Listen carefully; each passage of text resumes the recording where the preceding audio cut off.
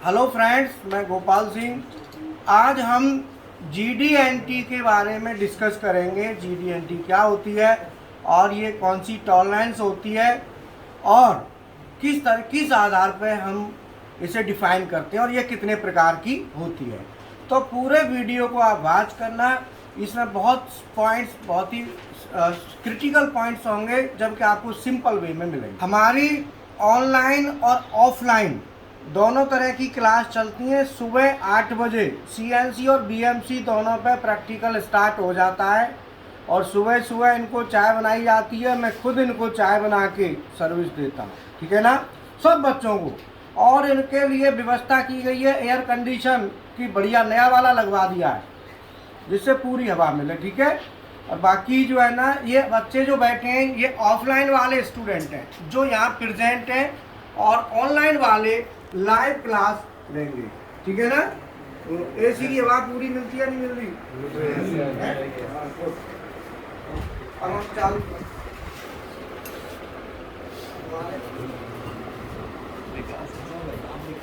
अब हम स्टार्ट करते हैं क्लास, ठीक है। अब मैं क्लास स्टार्ट कर रहा हूँ। ऑफलाइन वाले स्टूडेंट बैठे हैं, ऑनलाइन वाले अपना ऑनलाइन क्लास लेंगे, ठीक है। तो इसमें GD&T होती क्या है? GD&T, G माने ज्योमेट्रिकल, D माने डायमेंशनिंग एंड T माने टॉलरेंसिंग। ये ध्यान रखना, कई बार गलती कर जाते हैं, GD&T में बोल देते हैं ज्योमेट्रिकल, डायमेंशन एंड टॉलरेंस। ये गलती नहीं करनी है। डायमेंशन नहीं बोलना है, डायमेंशनिंग बोलना है। टॉलरेंस नहीं बोलना है, टॉलरेंसिंग बोलना है। ये मिस्टेक नहीं करना है। दूसरी बात कि इसमें हम जो डिस्कस करेंगे ये करेंगे ज्योमेट्रिकल माने ज्योमेट्री, और ज्योमेट्री कहते हैं शेप को, मतलब बनावट को। तो ये जो टॉलरेंस है, ये इसकी जो आकृति है उसके अंदर क्या क्या फीचर्स हो सकते हैं, किस किस फीचर में क्या क्या पॉसिबिलिटीज हैं, हम उसकी स्टडी करेंगे, ठीक है। तो अभी इसको हम सबसे पहले लेते हैं, कुछ पॉइंट्स हैं वो बताता हूँ। इसमें हम लेंगे टॉलरेंस जो है ना, GD&T को हमने जब टेबल बनाएंगे तो टेबल बनाते समय हमें ध्यान रखना है कि GD&T टॉलरेंस है वो 5 प्रकार की होती है। उसमें जो डिसीजन लिया जाता है वो डेटम के आधार पर डिसाइड होता है ना। तो इसमें डेटम का काम आएगा। डेटम होता है रेफरेंस पॉइंट। डेटम क्या होता है? अगर किसी भी टॉलरेंस को मेजर करने के लिए रेफरेंस पॉइंट की जरूरत है तो वो डेटम चाहिए, और नहीं है तो वो इंडिपेंडेंट है। तो मैं पहले इंडिपेंडेंट की बात करूंगा, फिर डेटम के साथ बात, तो दोनों इसी के अंदर आ जाए, ठीक है। तो यहाँ पे सीरियल नंबर ले लेते हैं। सीरियल नंबर के बाद टाइप, कौन से टाइप की, ठीक है। तो यहाँ पे टाइप ले लेते हैं और टाइप में ले लेते हैं फिर उसका आगे डिस्क्रिप्शन, और डिस्क्रिप्शन में के बाद सिंबल, और सिंबल के बाद डेटम। डेटम इज रिक्वायर्ड, या डेटम, खाली डेटम लिख लेते हैं। रिक्वायर्ड और नॉट रिक्वायर्ड इसके आधार पे डिसाइड करेंगे। तो क्लियर है यहाँ तक? सबसे पहले जो है लेते हैं वो लेते हैं फॉर्म, FOR। कौन सी टॉलरेंस है? फॉर्म। फॉर्म कहते हैं आकृति, शेप को। तो फॉर्म में आती है नंबर 1 स्ट्रेटनेस।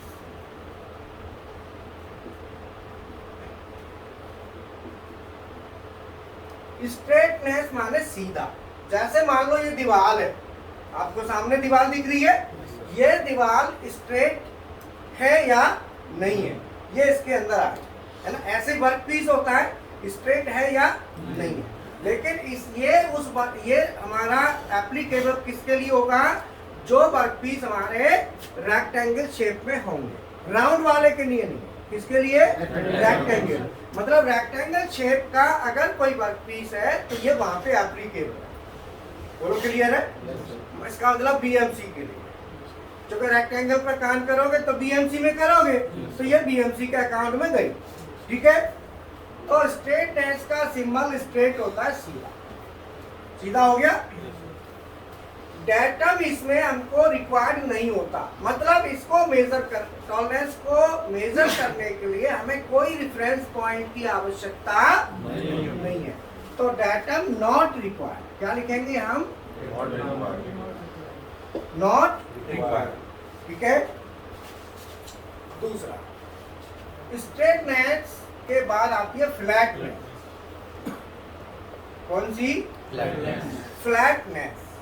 फ्लैटनेस कहती है कि ये जो आपकी कोई भी रेक्टेंगल सरफेस है, कोई भी रेक्टेंगल सरफेस है, वो सभी पॉइंट्स पे फ्लैट है कि नहीं है। सभी पॉइंट्स पे क्या क्या बताती है वो? सभी पॉइंट्स, मतलब सब पॉइंटों पे देखेंगे। स्ट्रेटनेस में क्या है? केवल एक पॉइंट या लाइन पे देखेंगे, मतलब किसी भी एक जगह देख लो। और फ्लैट का मतलब पूरा, जैसे मान लो ये दीवार है, ये दीवार पूरी फ्लैट है कि नहीं है, तो इसको मल्टी पॉइंट्स पे हम चेक। बोलो फ्लैटनेस क्लियर हुआ? तो स्ट्रेटनेस से नेक्स्ट आया फ्लैटनेस। तो straightness 1 point and flatness more than 1 point और थ्रू आउट सरफेस। तो कस्टमर फ्लैटनेस मांगेगा कि स्ट्रेटनेस मांगेगा? क्योंकि उसे पता है अगर स्ट्रेटनेस मांगी तो एक जगह देख के नक्की करो, बाकी में खराब रहे भले ही। बोलो। तो कस्टमर भी दिमागदार होता है, वो कहेगा ना मुझे चाहिए फ्लैटनेस। ठीक है। आपको समझ आ रहा है ना सबको? कोई दिक्कत तो नहीं है? ओके। फ्लैटनेस का जो सिंबल होता है वो सिंबल, ठीक है, क्लियर है? इसके लिए भी डेटम जो है ना नॉट रिक्वायर्ड, इसको भी कोई भी डेटम की आवश्यकता नहीं। बोलो, कोई डेटम चाहिए? नहीं चाहिए। नंबर 2, सॉरी ये अभी एक ही चल रहा है। फ्लैटनेस हो गया। तीसरा है सर्कुलरिटी। क्या तीसरा? सर्कुलरिटी का मतलब है राउंड पीस। अब ये सीएनसी पे आ, कहाँ आ गए? क्योंकि सीएनसी में राउंड पीस पे काम होता है। तो राउंड पीस सर्कुलर है कि नहीं है? मतलब ये है कि किसी भी, मान लो ये राउंड है, इस राउंड को किसी भी एक पॉइंट पे पूरा चेक कर लो, किसी भी एक पॉइंट, तो उसे सर्कुलरिटी कहते हैं। ठीक है। और फ्लैट पीस भी मुझे दिखा दो, कोई ले आओ जरा उधर बीएमसी मशीन पे से। ये जो पीस है, इस पीस पे हम देखेंगे स्ट्रेटनेस और फ्लैटनेस। स्ट्रेटनेस कहते हैं कि किसी भी एक पॉइंट पे देख लो, किसी भी एक पॉइंट पर। अब स्ट्रेटनेस देखने के लिए इस पे देखो, चाहे इस पे देखो, चाहे इस पे, चाहे इस पे, सभी सरफेसों पे अलग अलग देखी। इसमें कोई रेफरेंस नहीं चाहिए कि इसके रेफरेंस में इसको देखना है, ऐसा नहीं चाहिए। इसमें ये सरफेस इंडिपेंडेंट, ये वाली सरफेस इंडिपेंडेंट, ये इंडिपेंडेंट, सभी सरफेस को इंडिपेंडेंट चेक करना। तो स्ट्रेटनेस में क्या था? किसी भी एक लाइन पे, ये लाइन ले ली। और फ्लैटनेस का मतलब पूरी। अब मैंने ये पीस लिया, ये राउंड पीस है, ये पीस कैसे बनेगा? बीएमसी। बट ये पीस कैसे बनेगा? सीएनसी। तो राउंड पीस पे हम देखेंगे, तो राउंड पीस में किसी भी एक पॉइंट पे चेक करेंगे। किस पे? एक पॉइंट पे जितनी टॉलरेंस, जितना भी वेरिएशन आ रहा होगा उसे हम क्या कहेंगे? सर्कुलर। जो भी वेरिएशन आए, जो भी वेरिएशन आए। तो यहाँ पे सर्कुलरिटी कितनी है? कस्टमर मांगता है, और एक एक्चुअल होती है। तो जो डिफाइंड होती है वो कस्टमर मांगेगा कि इतनी चाहिए। तो डिफाइंड और जो एक्चुअल आएगी वो आप प्रोडक्शन प्रोसेस के समय आएगी, जब आप प्रोडक्शन करेंगे। तो सर्कुलरिटी में कुछ नहीं है, एक सर्किल बना दो सीधा सीधा। बोलो। इसके लिए भी डाटम नॉट रिक्वायर्ड, इसके भी लिए भी डाटम चाहिए नहीं चाहिए। अब सर्कुलरिटी में ही अगर ये राउंड पीस है तो अगर मान लो कई जगह पे देखेंगे क्या मल्टी पॉइंट्स पे, क्या अगर हम इसको मल्टी पॉइंट्स पे देखते हैं तो वो सिलेंड्रिसिटी होती है।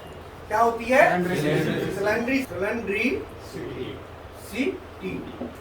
तो इसमें क्या होगा, ऐसे कर दो, ऐसे राउंड एक ही है, गोला एक ही है और बस ऐसे कर दिया। अब इसको करने से क्या हुआ, पूरी सरफेस, इसको करने से क्या हुआ, पूरा सिलेंडर मतलब पूरी राउंड सरफेस, हर मल्टी पॉइंट्स पे, यहाँ पे, यहाँ पे, यहाँ पे, यहाँ पे, यहाँ पे, पूरे। बोलो क्लियर है? तो ये क्या हो गई हमारी सिलेंड्रिसिटी। इसको भी डाटम नहीं चाहिए, नॉट रिक्वायर्ड। बोलो डाटम चाहिए नहीं चाहिए। अब दूसरा होता है प्रोफाइल। प्रोफाइल जो टॉलरेंस होती है वो क्या है, ये राउंड पीस हो गया, ये फ्लैट पीस हो गया, फ्लैट सरफेस हो गई और ये कैसी हो गई, राउंड। और तीसरी कौन सी होती है, कर्व, जिसमें रेडियस हो, जिसमें और जहां रेडियस होता है उसको हम क्या बोलते हैं, प्रोफाइल। क्या बोलेंगे, बोलो समझ में आता जा रहा है ना? तो प्रोफाइल का मतलब आता है प्रोफाइल ऑफ ए लाइन, मतलब एक लाइन का। तो प्रोफाइल ऑफ ए लाइन का मतलब आप क्या करेंगे, ऐसे कर दो, है ना? इसको भी डाटम नहीं चाहिए, नॉट रिक्वायर्ड। और profile of a surface, profile of a surface. Surface का मतलब हो गया पूरी सरफेस। कोई कर्व है जैसे रेडियस है, तो रेडियस में देखेंगे कि कितना वेरिएशन आ रहा है पॉइंट टू पॉइंट, तो पूरे सरफेस पर देखेंगे तो हमारा क्या हो जाएगा, ये पूरा सरफेस हो।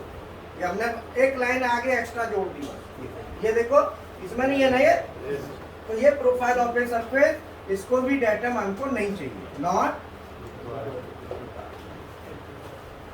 तो मैंने आपको फॉर्म का बताया, फॉर्म के कितनी कैटेगरी है, 4, और प्रोफाइल की कैटेगरी कितनी है, 2। तो टोटल कितनी हो गई, 6। अब तीसरा आता है ओरिएंटेशन। तीसरा क्या है, ओरिएंटेशन। यहाँ पर क्या है कि हमें डाटम की आवश्यकता, यहाँ पे क्या होगा, डाटम की आवश्यकता, तो datum is required, datum is.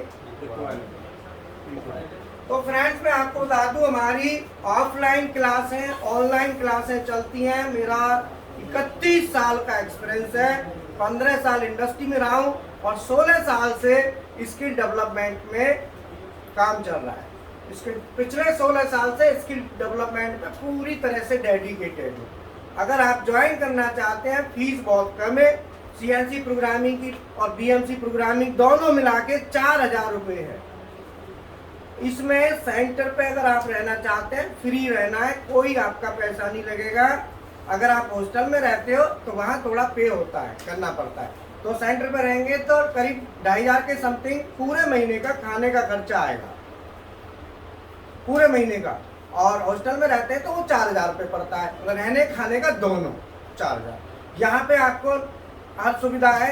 गर्मियों में गीजर लगवाया, सर्दियों के लिए गीजर था, अभी एयर कंडीशन हवा मिलेगी बढ़िया, कोई दिक्कत नहीं है। बट मेहनत आपने करनी है। एक बात और बता दूं, 4000 रुपये का जो सीएनसी बीएमसी प्रोग्रामिंग का पैकेज है, इसके साथ 1000 रुपये के कुछ पैकेज और हैं, जिसमें आपको जरूरी नहीं है कि सभी को लो। आपकी जरूरत क्या है, सीएनसी बीएमसी प्रोग्रामिंग हो गया, प्रैक्टिकल दोनों मशीनें, साथ में इंडस्ट्रियल ड्राइंग, जीडीएनटी ड्राइंग को पढ़ना, ड्राइंग के हिसाब से प्रोग्राम स्टडी करना, सरफेस रफनेस वगैरह सब, टूल सिलेक्शन, ये सब 1000 रुपये में ये हो जाता है। तो 5000 और 1000 रुपये में डेल कैम और ऑटो कैड हो जाता है। तो ऐसे करके 6000 जाता है, जिसमें डेल कैम ऑटो कैड भी इंक्लूड आपका हो जाएगा। डेल कैम ऑटो कैड दोनों भी आ जाएंगे 6000 में। आप कम से कम ये ध्यान रखना कि 5000 का पैकेज कम से कम का है, क्योंकि कल को आप कहें सर आपने तो 4000 बोला था, तो उसमें ध्यान रखना 5,000 रुपये। मतलब आपको देखो ड्राइंग पढ़नी आनी चाहिए, सब चीजें साथ में जरूरी है। CNC BMC प्रोग्रामिंग के साथ जो एडिशनल जितनी भी रिक्वायरमेंट है वो अलग से स्टडी कराई जाए।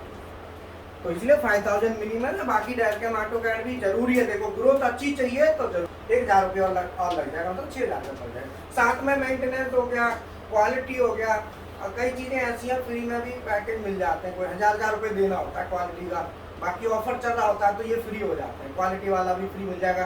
CNC एडवांस मैक्रो भी आपको उस ऑफर में फ्री मिल जाएगी। अगर आप 6,000 पे करते हो तो मैक्रो भी आपको फ्री मिल जाएगी, क्वालिटी कंट्रोल भी आपको फ्री मिल जाएगा। मतलब ये लगा लो पूरा आप परफेक्ट एकदम, ठीक है। लाइफ टाइम का वैलिडिटी है। ज्वाइन करने के बाद कभी भी दोबारा आप आ सकते हो। कोई कमी है उसको दूर करने के लिए, प्रैक्टिकल करने के लिए, वो कोई आपके लिए बना नहीं है। और आपको कंपनी में जॉब कर रहे हो वहां भी हम सपोर्ट दे देते हैं, ठीक है। ऑनलाइन ऑफलाइन दोनों ऑप्शन है, आप जैसे चाहो वैसे कर सकते। ओरिएंटेशन का मतलब है परपेंडिकुलरली। परपेंडिकुलर का मतलब होता है लंबवत। अगर मान लो ये वाली सरफेस, ये वाली और इस सरफेस के क्या है, ये परपेंडिकुलर है 90 डिग्री पे, है ना। तो इसमें अगर हम इसमें देखेंगे कि कितना वेरिएशन आ रहा है तो इसके रेस्पेक्ट में देखेंगे तो ये हमारी परपेंडिकुलरिटी हो गई। तो परपेंडिकुलरिटी के लिए डेटम चाहिए। क्यों चाहिए? क्योंकि इसके रेस्पेक्ट में इसको देखेंगे तो ये क्या हुआ, डेटम। क्या हुआ? और इसको देखना, ठीक है। तो परपेंडिकुलरिटी के लिए सिंबल क्या होगा, एक सरफेस दूसरी सरफेस, बोला। इसके रेस्पेक्ट में ये परपेंडिकुलर है ना, सिंबल भी ऐसा ही होता है। दूसरा है पैरेललिज्म।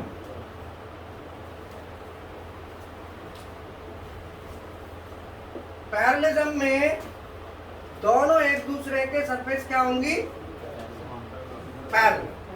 ये क्या होंगी, दोनों पैरेलल। तो अगर हमारे पास ये पीस है तो इस पीस में पैरेललिज्म देखेंगे तो ये सरफेस इस सरफेस के साथ, ऊपर वाली नीचे वाली, ये वाली, बोलो दोनों पैरेलल है कि नहीं। तो ये पैरेललिज्म, अगर ये कितना इसमें डिफरेंस आ रहा है उसको हम पैरेललिज्म कहते हैं। पैरेललिज्म में आ, ठीक है। तीसरा है एंगुलरिटी। एंगुलरिटी में क्या होता है, ट्राइंगल। मतलब एक सरफेस दूसरी सरफेस से अगर किसी 45 डिग्री पे है मान लो, तो वो 45 डिग्री पे सरफेस है, तो वो सरफेस 45 डिग्री पे है तो सभी पॉइंटों पे 45 है कि नहीं, तो उसके लिए हम कहते हैं एंगुलरिटी। तो टेपर हो गया, टेपर को करना है तो वो एंगुलरिटी में आएगा, है ना।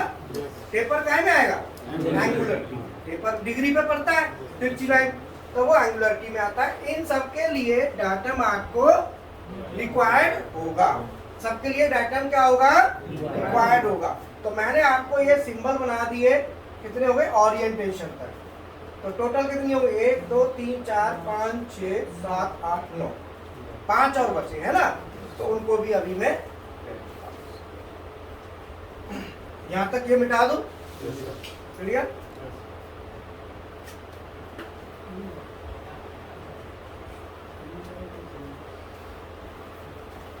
फॉर्म के बाद यहां पे मैं ले लेता हूं नंबर 4, रन आउट।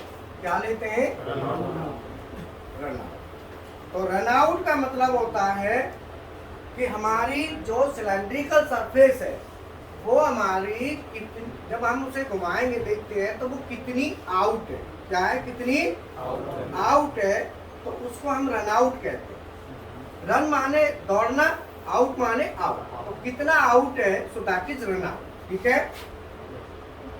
तो ये हमारी जो सर्कुलरिटी मैंने आपको बताई थी, सिलेंड्रिसिटी और जो रन आउट है, इनमें बहुत ज्यादा अंतर नहीं है, समझ में आया। सो रन आउट और रन आउट में दो होते हैं, एक होगा रन आउट और दूसरा टोटल रन आउट। इन दोनों में क्या अंतर है, बोलो। रनआउट एक पॉइंट से लेते हैं सर, और रनआउट एक पॉइंट से लेते हैं। हाँ, रनआउट आपका ऐसे आएगा और total runout multi point.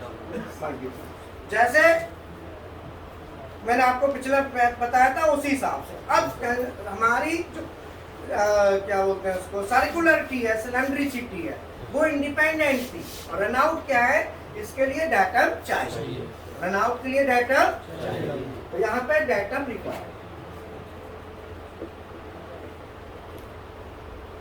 Datum required, यहाँ भी डेटम, दोनों के लिए डेटम हमारा क्या है, रिक्वायर्ड होगा, ये ध्यान रखिए। नंबर 5 लोकेशन है ना। जैसा इसका नाम है लोकेशन, तो लोकेशन मीन्स क्या हुआ,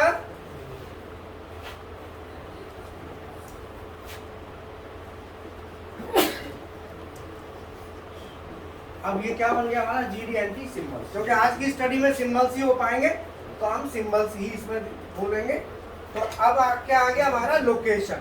लोकेशन में क्या क्या आता है, लोकेशन मीन्स क्या है कि एक कोई भी एक चीज, एक सरफेस, लाइन या पॉइंट या प्लेन दूसरे के साथ, पॉइंट, लाइन या प्लेन एक दूसरे के साथ जो लोकेशन है, लोकेट है, उसमें कितना अंतर है, क्या में आ रहा है, लोकेशन, तो उसको ये इंडिकेट करेगा। तो इसमें आएगा सबसे पहले हम क्या आते हैं लोकेशन में, पोजीशन, क्या लेते हैं, अब पोजीशन में हमें क्या देखना होता है, बताओ। पोजीशन में हमको देखना होगा कि हमारी जो पोजीशन है ये इसका सिंबल होगा, और डेटम इसको चाहिए।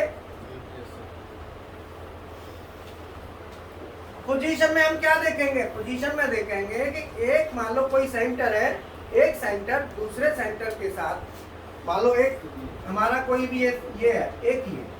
अब ये दोनों के बीच का जो ये जो डिफरेंस है, ये पोजीशन में आएगा, एक के रेस्पेक्ट में दूसरा, ठीक है। या कोई पॉइंट होगा तो वो पोजीशन के अंदर आएगा, क्योंकि ये सेंटर से ये सेंटर में कितना वेरिएशन आ रहा है, तो जो आप मांगोगे ना उसमें जो डिफरेंस आएगा वो इसके अंदर कंसीडर होगा। दूसरा आता है, दूसरा क्या है, कंसंट्रिसिटी। कंसंट्रिसिटी कहते हैं कि मान लो आपका दो डायामीटर है, एक डायामीटर ये और एक डायामीटर ये, इन दोनों डायामीटर का जो सेंटर है, दोनों डायामीटर का सेंटर, छोटे का और बड़े का, तो दोनों डायामीटर, जैसे एक डायामीटर ये और एक डायामीटर ये पीस है, एक डायामीटर ये और एक डायामीटर ये, इन दोनों डायामीटरों का जो सेंटर है वो कितना आउट है, दोनों डायामीटर के सेंटर इक्वी डिस्टेंस पे है कि नहीं, या उनमें कुछ अंतर है, जो अंतर होगा वही कंसंट्रिसिटी कहलाएगा, जो अंतर होगा, जो डिफरेंस होगा, उसी को कंसंट्रिसिटी हम क्या बोलेंगे। तो इसमें क्या डायामीटर है, 2, 3, 4 जो भी है, तो कंसंट्रिसिटी के लिए सिंबल भी कैसा होगा, बोलो, यही आएगा ना, तो ये कंसंट्रिसिटी का सिंबल। अब आता है तीसरा, कौन सा है, सिमेट्री है। कंसंट्रिसिटी को डेटम चाहिए ना, कंसंट्रिसिटी को भी डेटम चाहिए, डेटम रिक्वायर्ड। और सिमेट्री में ये सिमेट्री का सिंबल है। सिमेट्री कहता है कि आपकी कोई भी दो पैरेलल सरफेस, आपने पैरेललिज्म देखी थी, तो दो सरफेस है पैरेलल के लिए पैरेललिज्म थी। सिमेट्री क्या है, सिमेट्री भी सेम है, बट सिमेट्री कहता है कि दोनों में जो वेरिएशन आ रहा है वो, अगर मान लो एक सरफेस पे ओवल है तो दूसरी पे भी होना चाहिए। सिमेट्री इसी को कहते हैं, मतलब गलत है बट सिमेट्री है। पैरेललिज्म में क्या था कि एक को फिक्स कर दिया, एक के साथ दूसरे को देख रहे हैं, एक को क्या कर दिया, दूसरे को चेक कर रहे हैं। लेकिन सिमेट्री में क्या है, दोनों में हर पॉइंट्स पे सिमेट्री में क्या है, दोनों में हर पॉइंट्स पर देखेंगे तो वो सिमेट्री है। कहते हैं ना एक में टेढ़ है तो दूसरे में भी टेढ़ होनी चाहिए, तभी तो सिमेट्री है ना, सेम है ना। अगर एक बिल्कुल फ्लैट है, हल्की सी कहीं पे टेढ़ है, हल्की सी, देखो जैसे हाथ है यहाँ पे, यहाँ गड्ढा है, तो इसका दूसरा जो देखेंगे ना इसके साथ, उस पर भी यहाँ पे होना चाहिए। नहीं, जो अंतर आ रहा है वो सिमेट्री वेरिएशन के अंदर आएगा या सिमेट्री टॉलरेंस के अंदर। तो ये मैंने आपको बता दिए टोटल 14 GD&T सिंबल्स का पूरा डिटेल आपको बता दिया, इसको भी डेटम। अब आगे की स्टडी के लिए कि ये कैसे है, आगे जो कैसे इसे मेजर करेंगे, और ये सब मैं फर्दर नेक्स्ट वीडियो में आपको। तो फ्रेंड्स मैं बता देता हूँ कि हमारे PLC प्रोग्रामिंग के कोर्स भी चल रहे हैं। पिछले 16 साल से मैं पढ़ा रहा हूँ, 15 साल इंडस्ट्री में रहा हूँ, मैनेजर रहा हूँ।